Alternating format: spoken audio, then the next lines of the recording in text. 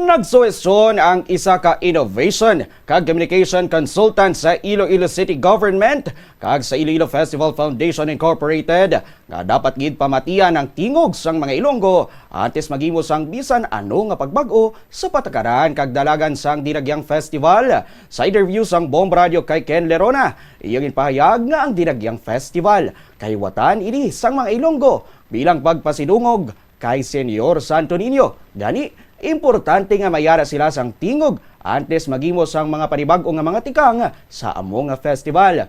Dugang pa niya, ang mga pagbag-o hindi dapat pagdalion kag kinahanglan sang kasugtanan sang tanan nga maapektuhan. Ilabi na gid ang ordinaryo nga mga Ilonggo nga nagasaksi kag nagasuporta sa selebrasyon. Suno kay Lerona, importante nga balansehon ang kontribusyon sang dalagkuan nga mga sponsors kag ang pag-ulikid sa mga lokal nga negosyante kag vendors. Agud hindi sila mabayaan kag masiguro nga ang benepisyo sang festival maagom sang tanan nga sektor.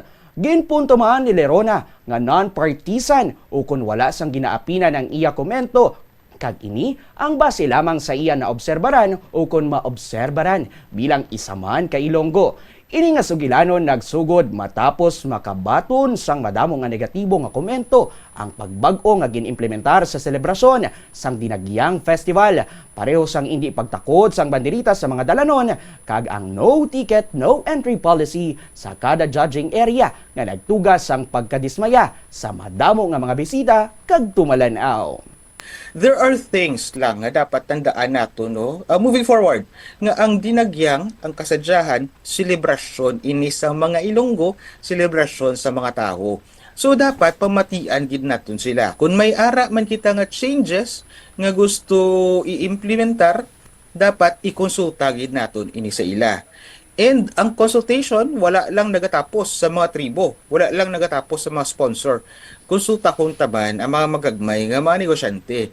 Konsulta kung taban ang mga Ilonggo nga mga negosyante. Di syempre, kung may foot traffic, no? Kung may mga tumalanaw sa Kalyerial, sino bi ang mabenepisyo kundi aton man sini nga mga negosyante nga Ilonggo diri sa Kalyerial. Kunti o may ara nga spillover sa iban nga mga distrito butang tabi sa lapas like what happened yesterday, makita taman nga makabenepisyo man ang iban. And we need to balance that, no? Ang benepisyo hindi lamang sa lokal, hindi lamang sa national nga mga sponsors. Kasi siyempre, kinahanglan taman ng national sponsors para may panggastos kita sa atos nga world class nga festival, no? Ugaling ang ako na yung punto is pamatian naton both sides kag tagaan naton sang pabor both sides. Kinahanglan nga kung may ara kita sini nga mga changes ikomunikar gid naton sing maayos sa tanan nga mga stakeholders. Dapat natun-an na bala kung ano ang impact sini, natun-an na kung ano ang mga resulta kung i-implementar naton ini.